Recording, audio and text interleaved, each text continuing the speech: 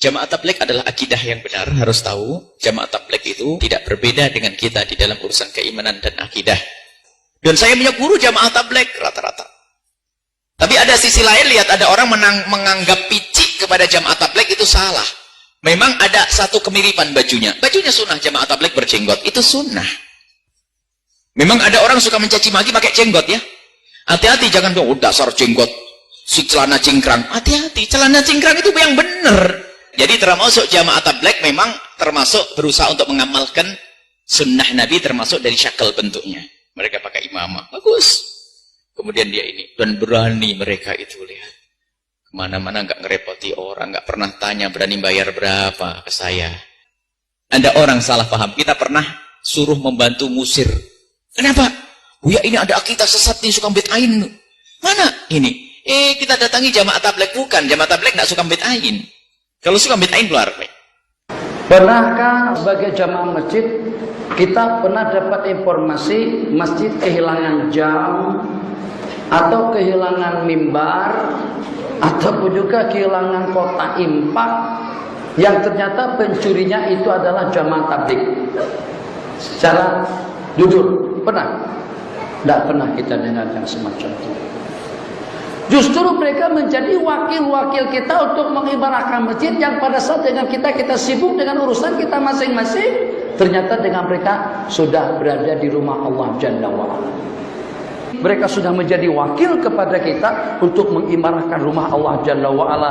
Tidak dijemput, tidak diundang, tidak dibayar. Ternyata dengan kehadiran daripada mereka, secara tidak langsung kita terutang jasa dengan mereka-mereka. Kenapa?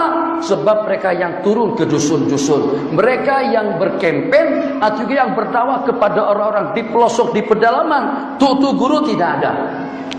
Secara jujur, bukan kiai pondok, bukan pensyarah, bukan profesor, bukan dekan, bukan juga rektor yang pergi ke kampung-kampung dan ke desa-desa untuk mengajak orang ramai kembali kepada Allah Jalla wa'ala. Itu dalam berapa banyak markas-markas Islam yang ada di negara Eropa atau di Eropa, daripada gereja menjadi kepada masjid, usaha dakwah daripada jamaah tabligh, daripada kafir samsing nih dengan tatunya di sini, ternyata menjadi orang yang dekat kepada Allah Jalla wa'ala. Bahkan dengan keyakinan yang sulit untuk kita menjadi tandingannya. Berpuluh-puluh tahun kita sembahyang, tapi keyakinan kita masih belum mantap. Baru sebulan dia masuk tabligh, Masya Allah tabarakallah, sudah boleh merintih-rintih di hadapan Allah. Ya Rahman Rahim, Ya Hayyu Ya Qayyum. Setetes air mata yang menetes daripada mata mereka tadi itu mampu untuk membackup kawasan kita daripada bala dan juga daripada malapetaka. Kenapa IJK? Kenapa masjid? Kenapa surau bersikap seperti itu dengan mereka? Mereka tidak meminta duit kita, tidak meminta kekayaan kita, tidak meminta dihormati, hanya ingin membanyakkan pahala kita pada waktu kita berjamaah, hanya ingin membanyakkan jamaah kita di waktu kita sembahyang. Setahu saya teman-teman di jamaah tabligh itu tidak memiliki kekeliruan yang signifikan.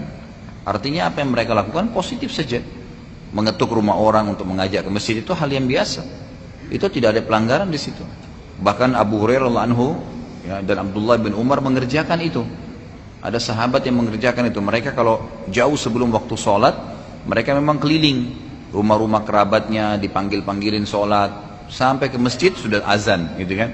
Tujuannya ya dalam kisah ini dikatakan atau dalam riwayat ini dikatakan agar langkah kaki mereka lebih banyak dan pahala mengajak orang sholat juga lebih banyak. Itu nggak ada masalah, positif saja itu berdakwah, gitu kan? Satu sisi itu masih positif. Kemudian mengajak orang ke masjid, berkumpul, menghadiri pengajian, itu juga masih positif, halaqal ilm, gitu kan? Kemudian juga keluar berdakwah di jalan Allah Subhanahu wa taala. Kalau niatnya berdakwah, itu juga masih hal-hal yang biasa saja. Allah Subhanahu wa taala memang menyuruh kita menyampaikan dakwah ini.